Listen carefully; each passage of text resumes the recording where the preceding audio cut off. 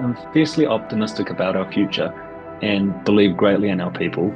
And I think that it's about presenting a vision and a future that everyone can buy into. And I'm a firm believer that Bitcoin is a piece of that. And I think it's about selling that sort of vision. At the moment, with the way that the economy is and, being middle of winter, it's all a bit dreary. But there is a really bright future for New Zealand, and it's about being bold, innovative, and taking the initiative. Hello, I am Cody Ellingham, and this is the Transformation of Value podcast. In this episode, I talk with Dr. Simon Duff, a research economist and Bitcoiner. We discuss what a high-value agricultural sector may look like for New Zealand and the opportunities for exporting premium products to the world, perhaps even priced in Bitcoin. If you would like to support my work and growing this show, please consider tipping some Bitcoin to the show's wallet. Otherwise, pass this episode on to a friend who you think may enjoy it. If you have any questions or feedback, please reach out. My emails are always open, hello@thetransformationofvalue.com. Otherwise, on to the show. Got back from Prague, so I've sort of been... Oh, how was that? Tell me all about it. I'm very jealous. It looked like it was amazing. Yeah, because didn't you tell me last time we spoke that you really enjoyed Prague when you were there? Yeah. It's an amazing city. I haven't been there since 2017, so it's a long time ago, but I thoroughly enjoyed my time there. Great city. Yeah, I don't know how much has changed since then. I don't know how much has changed since the 17th century, but it certainly was a beautiful city. Right. Architecturally speaking, very just elegant to walk through the cobblestoned streets and amongst the stunning, eh? the Baroque houses and cathedrals and things. But more than that, I think what stood out to me, and I'm sort of still processing this, but the BTC Prague conference, the kind of focus on freedom technology, the kind of way that their country understands Bitcoin just at a real deep level. Their history of communism, fascism, invasions by various empires. They sort of get it at a very deep level. And I have a lot of respect for that. Also a very intellectual city. They're sitting in parks, reading books and doing creative work and, thinking about product design and things like that. Like really cool kind of stuff that's sort of up my alley. So, yeah. Was there anything that stood out in particular at the conference? I think the conversation's always what I go for, and I met some really cool... we sort of assembled a crew of people that just sort of were floating around, and we had this philosophers dialogue going just in the lobby, Adam Back hanging out behind us, and just different no people way. drifting in and out. Wow. Yeah, I mean, just sort of the vibe of ideas being shared, the marketplace of ideas on the outskirts of Prague. A real depth of knowledge, eh? Yeah, and just different people. You had there was a couple of authors that I met. People building technology stuff. You had travelers and just sort of itinerant wanderers like myself. Just a whole bunch of people coming together. And I think one day we will look back on these early days as sort of so obvious in hindsight that this was the beginning of something profound for the world. Yet it's still just a relatively small conference compared to the things that go on in the world. It's like not even, I don't think it even cracked 10,000 people. Maybe it got to that over the weekend. It's still a pretty decent size. I'm surprised it's that big. Yeah, but it's not like 100,000 people filling out a football stadium or a Taylor Swift concert. Were there any other Kiwis there? So it was funny. There was a little map.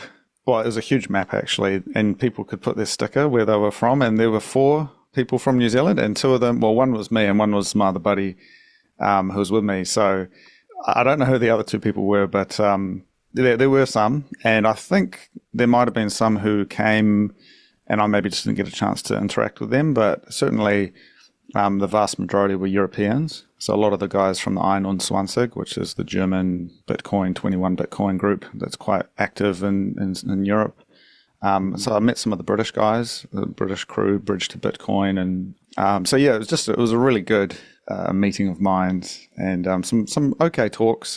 There was a couple of really good talks. Some of them were okay as well, and then the expo with all the miners and hardware wallets and all that stuff as well. So it was overall though, it was a great trip and my first time in Europe. So awesome. Oh, that sounds amazing. I'm glad you were able to get there. Yeah. No, I'll thank have to you. make sure that I put it on the list of things to do. Yeah, I think it's going to become an annual thing for us. So maybe I'll see you there next year, perhaps, Simon. Oh, right on. Awesome. Yeah, But yeah, yeah. I guess coming back to your story. So I'm sorry, we're chatting about Europe. I know last time we caught up, you shared a little bit about some of your travels around Europe. But I am keen to maybe start, Simon, just talking a little about your background and sort of maybe leading up to the present day, but sort of where you've come from and sort of your take on Bitcoin, if you may. Yeah, sure, absolutely. So I'm currently employed as a researcher in the social sector. I work with a large NGO. Prior to that, I was employed as a researcher at Lincoln University, where I worked very much in the agricultural space and did my PhD in economics. And that's where I first had that contact with that value add stuff that we briefly talked about and sparked my interest in the value add, high value New Zealand economy. With respects to Bitcoin, I first stumbled across it in 2017. And then when the bull market sort of petered out, sort of didn't think all that much of it again for a few years, and then really dived into it in 2020 and never left. So for me, Bitcoin in its purest form is a peer-to-peer electronic cash system.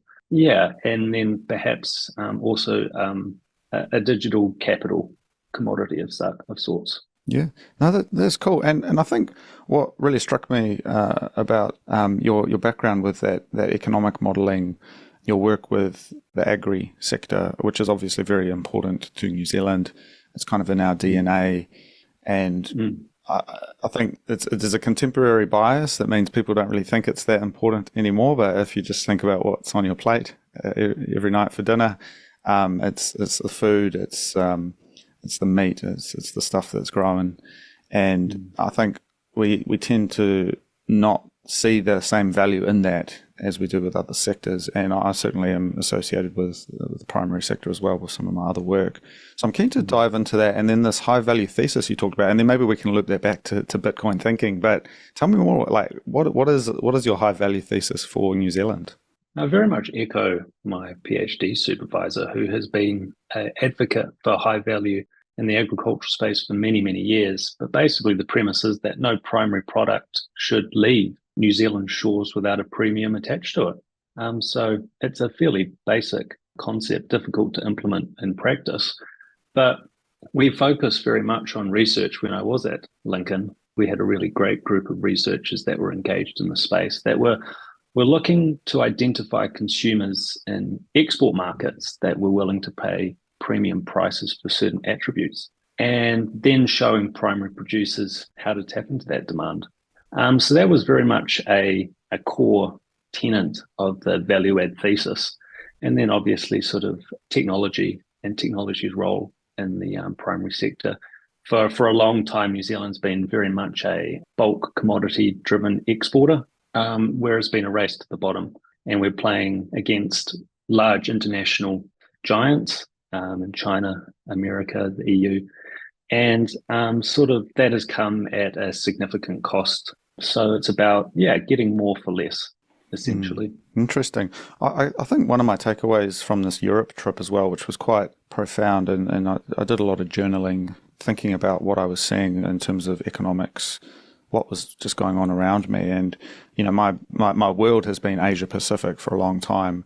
And, the old world of Europe, what does that mean? And spending, 6 hours on a bus across the landscape of the Czech Republic or parts of Austria, Germany. I did a bit of a quadrangle of a trip while I was over there, and it really struck me. You've got just so much food being grown. You've got these fields and fields of broadacre crops. You've got apples. You've got commodity goods.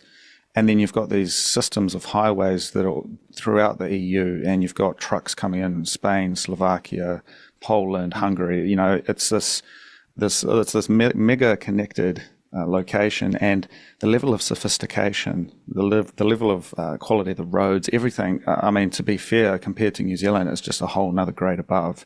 And the interconnectedness and the scales of the economy. And I think to the situation in New Zealand, where you're a Southland a broadacre farmer, and you just ring a guy up the road and he kind of helps you out. And it's a very ad hoc DIY kind of approach. And you almost get to the end of it and you're like, oh man, I just want to get rid of this product and I want to sell it. And that's where you maybe arrive at sort of dumping the unfinished product on the market without the value add.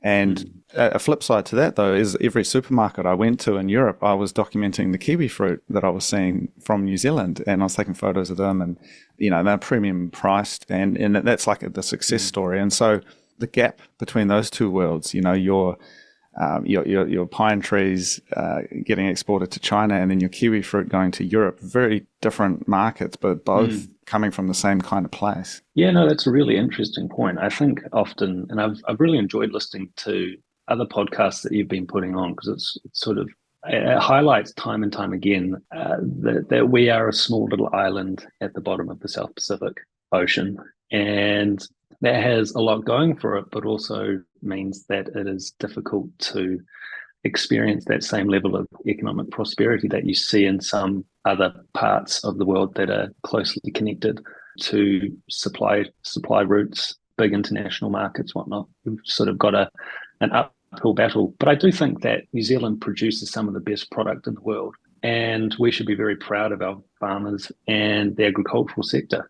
And I have, great optimism for its future and think that it's got a bright future. It just needs a little help along its way, So, yeah, I remain incredibly optimistic. I'm really passionate about wool in New Zealand. I think that is something that has been in the doldrums for decades. But again, we produce some of the best stuff in the world, and it is sustainable. It's great for the environment, and we produce lots of it.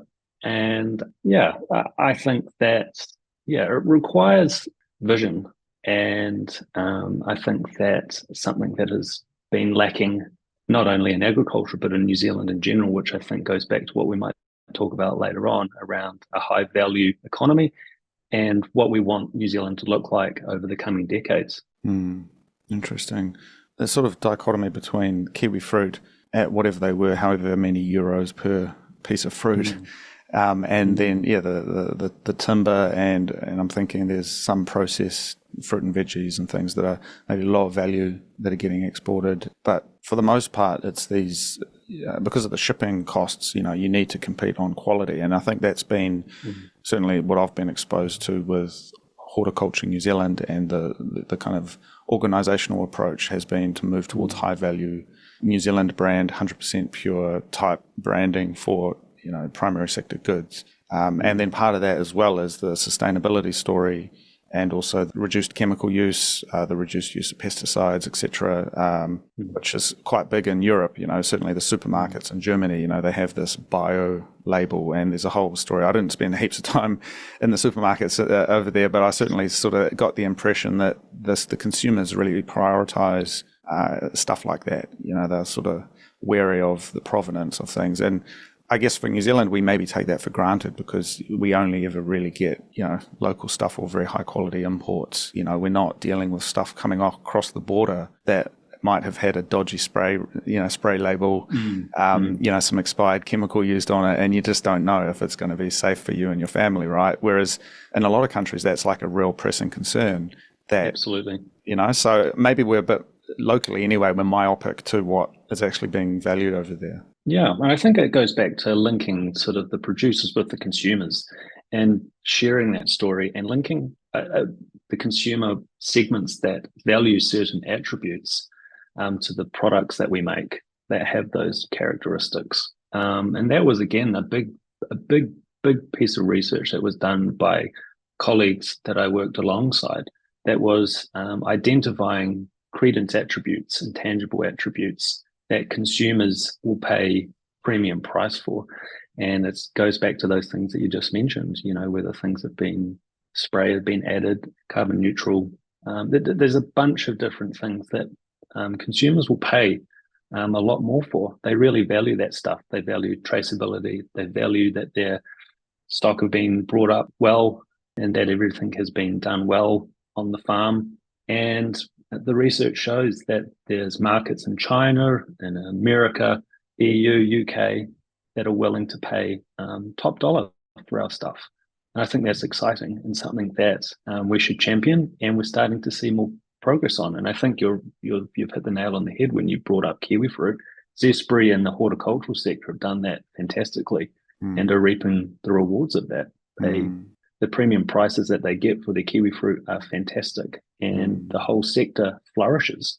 And I think that has spillover effects for the entire industry and communities that are built up around these orchards and this sector. So I would love to see more of that, not only within kiwi fruit, but right across the agricultural sector. And we're seeing that more and more, which I think is good. But there's still a lot of work to be done. Yeah, well, there's some fundamental questions, because I mean, I do work quite closely in this space, and I think from the outside it can seem like a success story, but there's certainly challenges. There's sort of, these are very sensitive fruit to get shipped halfway across the world. There's a whole lot of inputs into that supply chain. It's a very different beast to dairy. It's very different to forestry. And so, I mean, about the only thing that's in common is that they grow in the ground, and I think, so at a visionary level, I certainly see synergies that can be, tapped into. But yeah, having worked on some of the day-to-day problems that these industries are facing, I think a lot of it comes down to regulatory. I think the vision, though, is really maybe underpinning all of it. Where are these industries heading, and where is New Zealand heading? Because I think, and maybe we can get to this, but this current political environment, this current economic environment, things are, not feeling so great. And so it's kind of easy to lose your way. And I think the story of what New Zealand is and kind of our place in the world is maybe increasingly challenging. The world's decentralizing very quickly. Maybe we're moving away from that globalized moment, the early 2000s, sort of the opening of the world.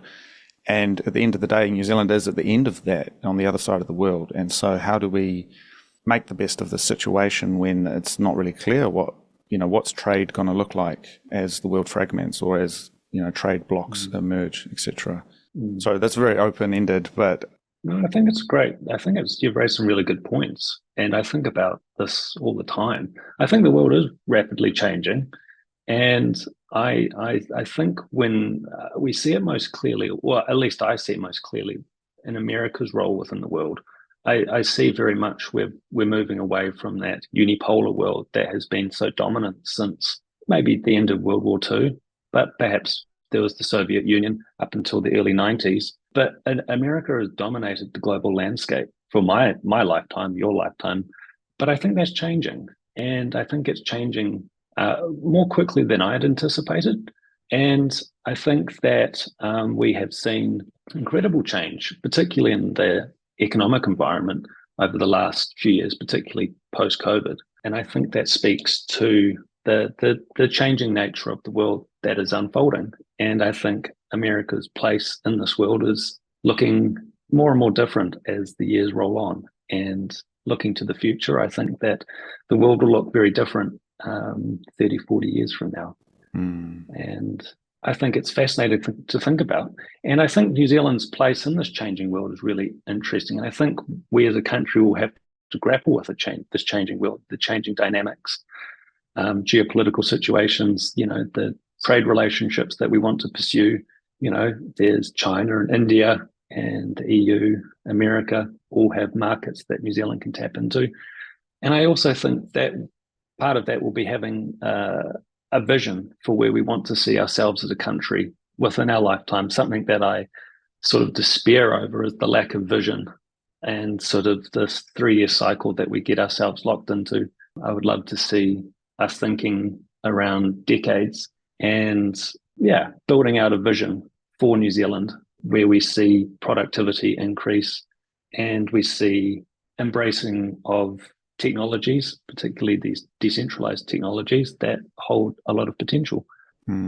Interesting. Yeah, vision's interesting. And I wonder, where does that story come from? Because it's certainly not coming from the top in New Zealand. And I think even talk of the nation state, it's sort of, I'm always, I have to check myself because, we're both obviously very interested in Bitcoin and quite aware that there is an unraveling of the nation state project taking place. What does it mean to be a New Zealander anymore?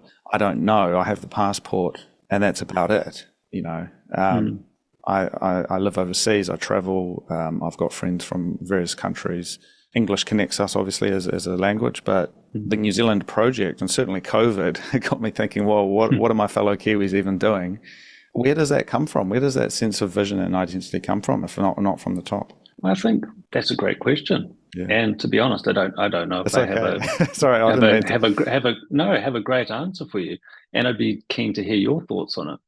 I think I think one of the transformational things for me when I think about Bitcoin is that it made me think very differently about how I view the world. And so often you are brought up to think that centralized sort of institutions and government are the way that everything is supposed to work, and you sort of go about your life and just accept that as normal. But the idea of having a decentralized sort of technology or communities, it really does change the way that you view, a whole bunch of things. And as you've alluded to, for yourself, it's sort of made you think more deeply about what New Zealand is, what nation state or nationhood is.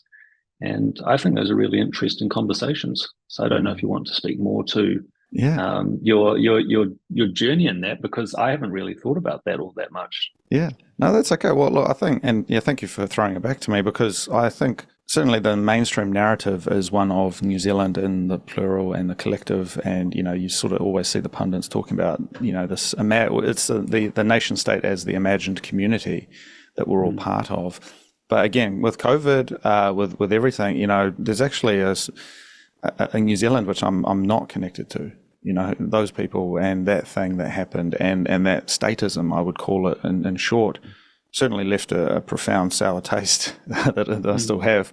And I met a friend and his partner in Germany is from originally Kiwis, and I was just talking about Bitcoin and different things. And what really struck me was the difference between talking to my Czech friends, who at a deep level understand Bitcoin. They've been through communism, fascism, totalitarianism. They were occupied for many years during the war. They had a whole lot of things. And I'm still processing a lot of what I saw, from the scars of World War II for the Czech people. But the New Zealanders don't get that. And when I talk about Bitcoin and freedom technology, there's I don't know if you've noticed this, but there's always this gut reaction to be reactive and knee-jerk negative towards anything that threatens the state. And I'm not sure if that comes from education, from our social system, from our media, but it's you start talking about defunding the state or removing the ability of the state to exact itself upon us and that sort of thing. And people are it's a very uncomfortable conversation. And with the Czechs, they're they just get it. But the Germans as well, they're just like the Kiwis. They're we've got to, the government's got to do something about this. And I wonder if there's not this kind of legacy of the nanny state, this kind of post-war consensus where it was we've just got to fix everything and we're going to do it all. And maybe it inherits that from the British system sort of post-war. And that's sort of failing, right? Because you've got a health system that literally doesn't work. You've got roads that are broken, and you only have to go to East Europe and Central Europe, which historically people think of New Zealand and Australia as the comparison. But Slovakia, Czechoslovakia, Austria, all of these countries have roads and highways that are 10 times better than New Zealand. I didn't get to go to Hungary or Romania or further east, but I suspect they're probably still better than New Zealand. Yeah.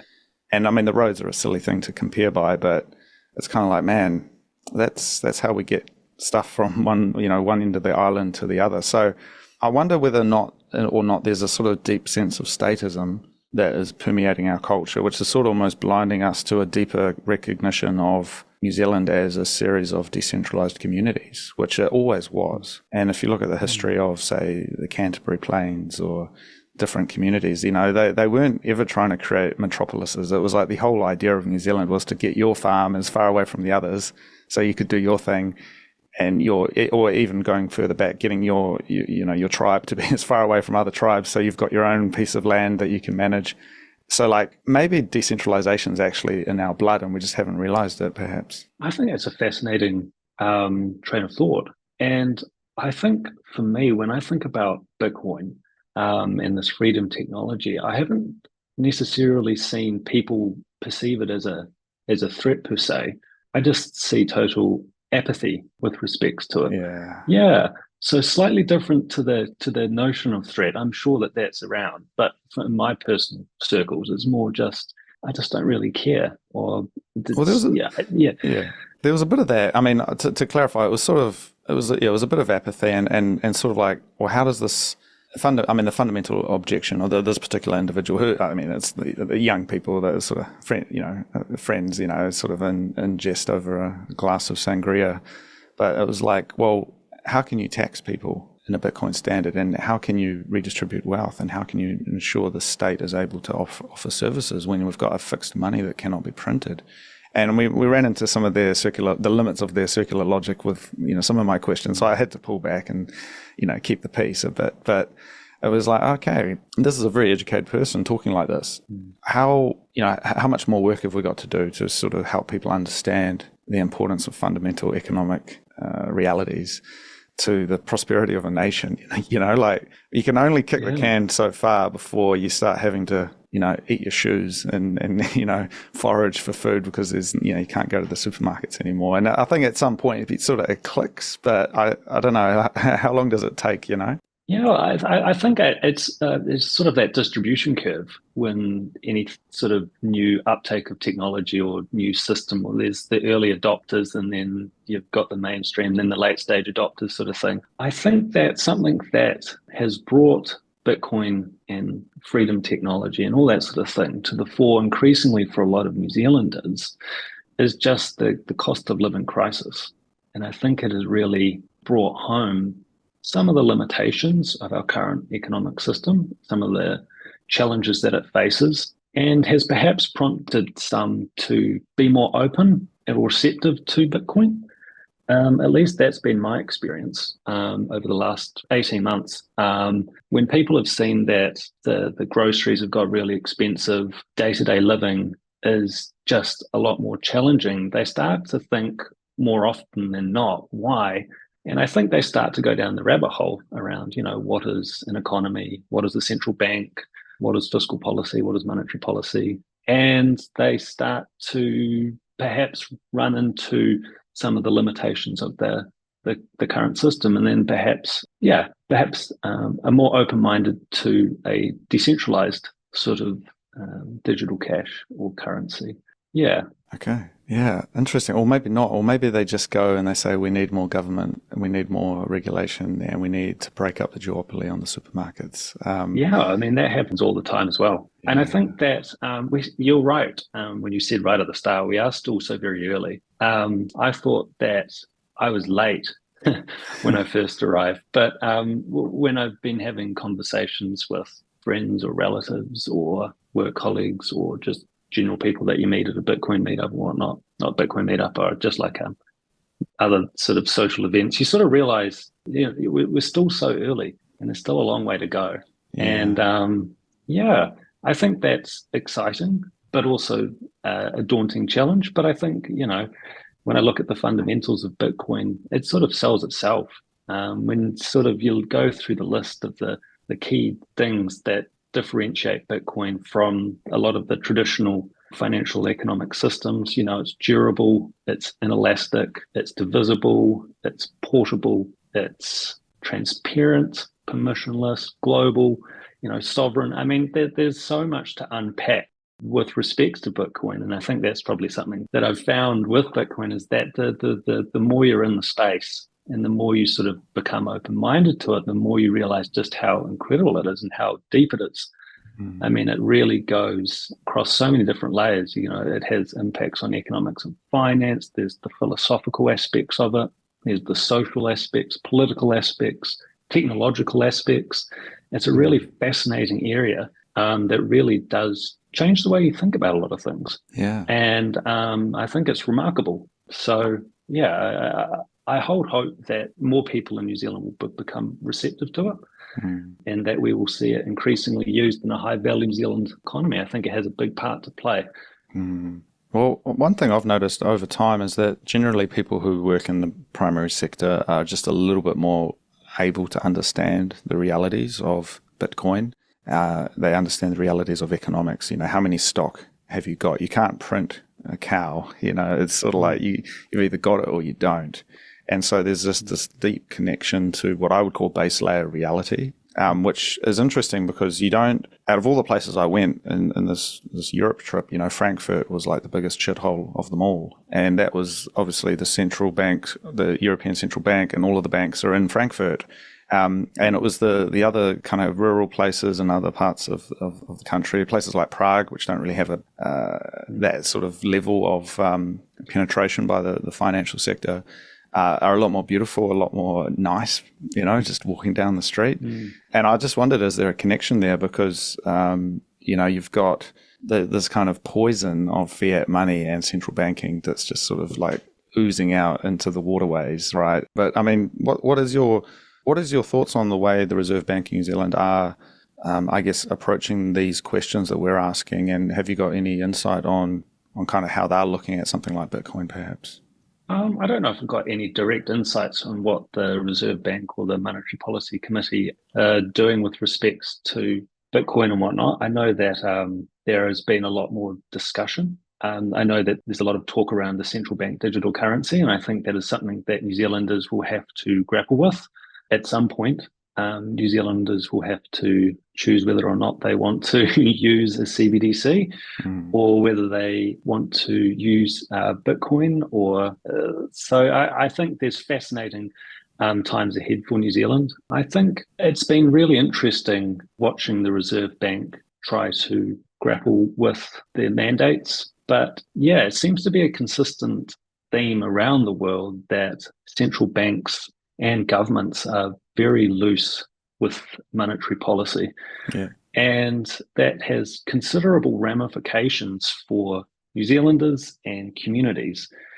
And I think that, like I said before, where I'm having more and more conversations with people that have realized that you can't keep printing money left, right, and center without there being significant consequences. And yeah, people's time is valuable and they want to know that they're not going to necessarily be working for something that can be printed out of thin air. I think it's a really bizarre construct and sort of centralized institution that we're sort of working alongside or living with.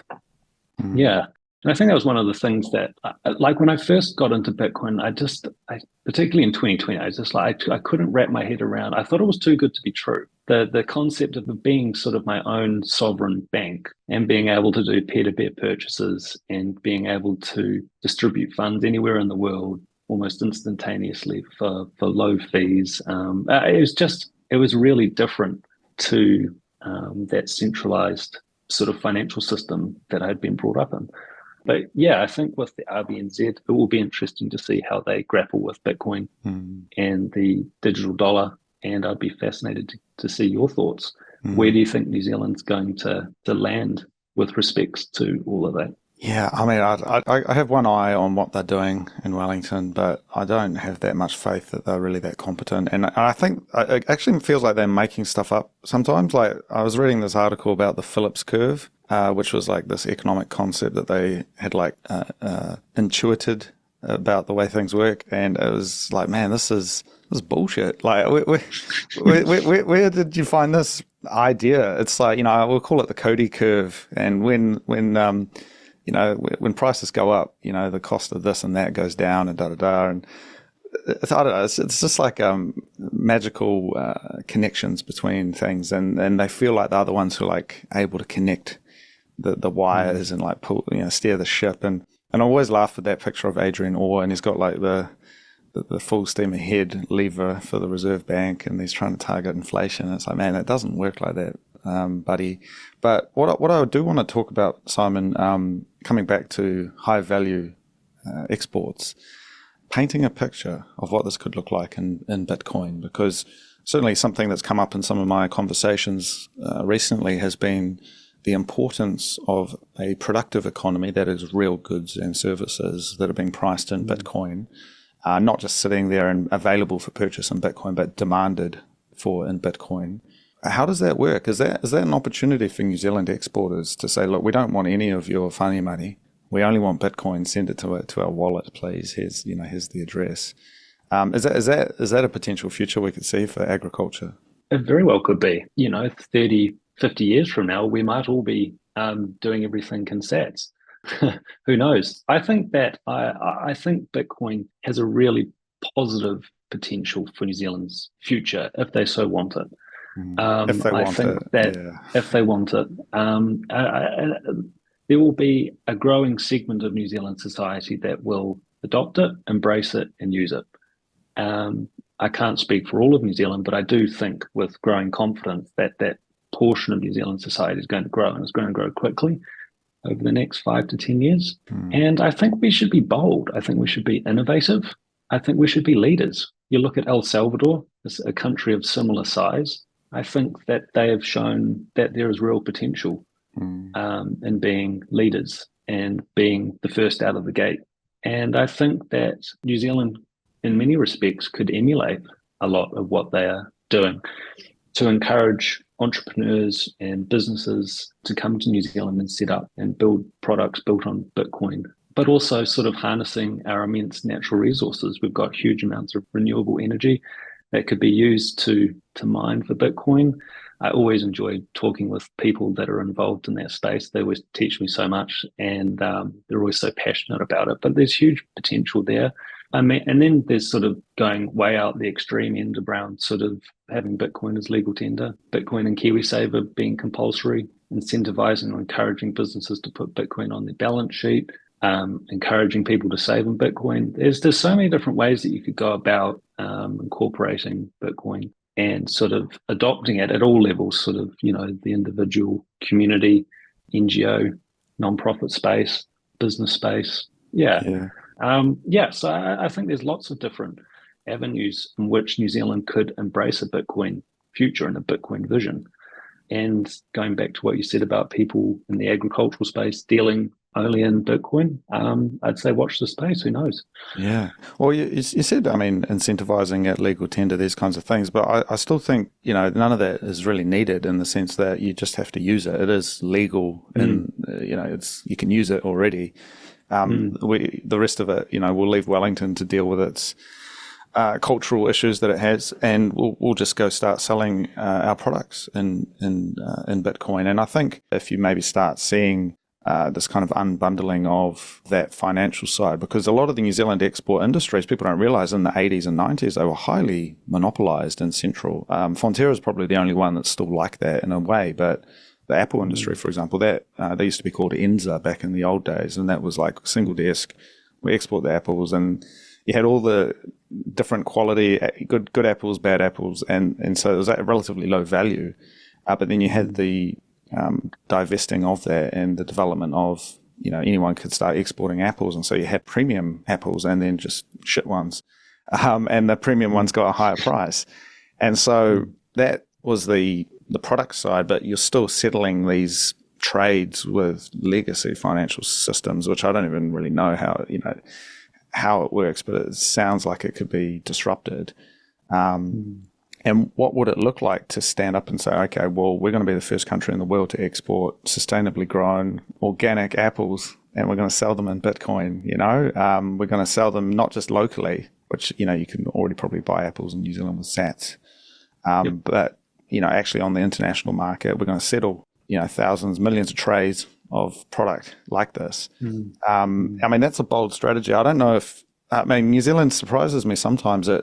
Sometimes it's late to the party, but other times we're like the first ones to jump the gun and be in there doing stuff. So maybe there's something there. And I'd love to talk to someone about that as a concept, but a lot of it kind of feels like it fits with that myth of like the DIY kind of Burt Munro, the exactly. World's fastest Indian kind of vibe, because we're at the end of the world, we don't have the benefit of a country right next door that we can just go and get labor and start, and things from. We kind of either have to do it ourselves or pay a lot of money to get it shipped in. And so we end up developing local solutions, which sometimes they're maybe not as effective or they don't work as well at scale, but other times they're like the best thing ever. I'm pretty sure, didn't like the electric fence come from New Zealand originally? Oh, I wouldn't have a clue, but it sounds about right. Yeah, like, we'll go with it. like I think we'll claim it. But like, you look at these like different parts of Europe and stuff, and they're just using like, they've had to go and build a fence, but you can't dynamically change that.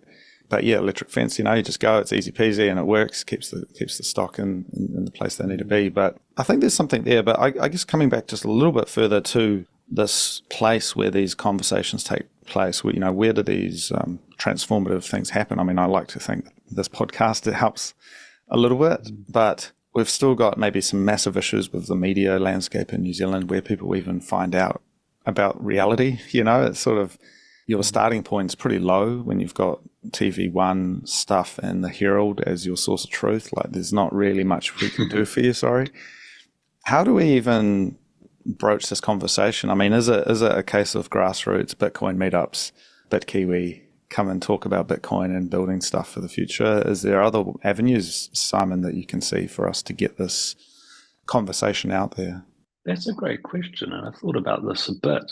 And I think it's a really interesting thing to think about. I think there's lots of ways that that conversation can start. I know that for me, I'm just naturally sort of curious and enjoy diving into things and learning about things, but not everyone is necessarily that way inclined. But I think those Bitcoin meetups are great, and I think there's probably a bunch of other ways of getting the message out there, and it just sort of will stick around. It's sort of, it's sort of like a constant. Jump on the bandwagon, right? Jump on the train. That's exciting. And I guess, Simon, as well, like what else are you thinking about? What else are you working on? Because I know you have to remind me, you when you were down at Lincoln, was that looking at the economic side of the value add stuff? Yeah, so I was doing my PhD there, and then my colleagues were very much involved in the agricultural economic space, and I helped out on a few projects and was engaged in that space. And my research was focused on impact evaluation of B Corps, purpose-led business. And yeah, so I was also writing some stuff, doing my own sort of research on Bitcoin, and was writing up pieces on implications for the housing market. I think that's a really fascinating topic. I think that's another whole sort of can to open if we there just happened to be this amazing sort of asset class such as Bitcoin that boomers and whatnot could allocate money to. What sort of that would mean for a speculative housing market in New Zealand. I think it's for the first time in, I think, ever really, there is a legitimate alternative asset class where people can store their money and preserve their wealth and sort of not have to focus on a housing market, which we sort of can see is incredibly broken. So I think, writing about that stuff and continuing to write about that stuff. Interesting. And do you have, certainly I'm interested in these topics as well. Have you got anywhere where you're looking to publish some of your thoughts on these Bitcoin ideas, high value economies, the impact on housing market? Is that something that you're putting out there publicly? I do put stuff out on LinkedIn every so often, or on Twitter, and then sort of share stuff with friends that are also engaged in the space and get their thoughts on it, and sort of slowly refine my thinking on these topics. There's so much to learn, and it's a constantly evolving space. And there are always people far more intelligent and up to speed on stuff than I am. So I'm always keen to listen to them and to hone my own arguments and perspectives and thoughts on the world. Yeah. Well, we need our best people though who are on the island. So, I mean, certainly, I'll put it out there. I mean, if you want, we'll talk about this after the call, but I am keen to talk to you about, maybe we can publish some stuff and get some more word out there, because there's a lot of US centric big country stuff. There's a lot of European stuff, but there's very little coming from New Zealand. The few of us who made it all the way to Prague were sort of lumped in with the Australians, but it's a very different system and a very different market. And I think we might just have to do a bit of DIY. It's in our DNA to get Bitcoin stuff out there. And as we spoke about, New Zealand's a very accessible place. I'm sure between us, we probably could go and chat to anybody and say, hey, look, this is a good idea. And there's also this sort of sense, I think, a deep sense of a can-do attitude. It gets repressed by the politics of the day, but deep down, I think Kiwis are kind of, active people, practical people, and a spade's a spade, and you gotta do what you gotta do, and roll up the sleeves. Yeah, roll up the sleeves, and we'll get into Bitcoin. And I have a feeling I can just see maybe some of those deeper cultural rejections of Bitcoin maybe sort of evaporating away as it enters into the consciousness. And I mean, the clearest example for me is maybe the neoliberal reforms of the 80s, which was before my time, but New Zealand went from a socialist bloc country pretty much to a very wealthy country in a period of a few years by opening up the economy. And it was pulling the Band-Aid off, pulling the plaster off, I should say. But the proof was in the economics. We suddenly were able to have things like the warehouse, and you could buy jeans and televisions and computers, which you just couldn't do back in the old days, and to the same degree. Everything was made locally, or it was extremely unaffordable. So that was like a moment, and I mean, I probably need to study it a little bit more and understand exactly how it happened, because I think there was a few influential people, in particular Roger Douglas and that ilk of it. Ruth, was it Ruth? What was Richardson. her name? Ruth Richardson. I mean, was it Ruth and Asia? I mean, again, politicians, they don't do anything, but maybe we can look at that project and how that rolled out and understand what maybe something similar would look like for a Bitcoin paradigm potentially, and I guess how it enters the public consciousness. Yeah, I think bringing it into the public consciousness is a really good way of eloquent way of putting it. I think it's about putting out material that addresses things that are topical for Kiwis, and also breaking down something that can come across. People have very mixed perceptions of Bitcoin, so it's breaking down those perceptions, providing material for people to read. This podcast is amazing, and thank you. These sorts of things are great for beginning the conversation and getting people increasingly aware, about it. And I think that will be a really important part of a grassroots sort of approach to spreading what it really is, as it becomes increasingly seen in international media and seen overseas, and you see more developments happening overseas, and it will sort of slowly feed its way back into New Zealand. So having material and individuals and podcasts that are willing to talk about it in New Zealand, in a New Zealand context, I think will be really important, and I think people will value that.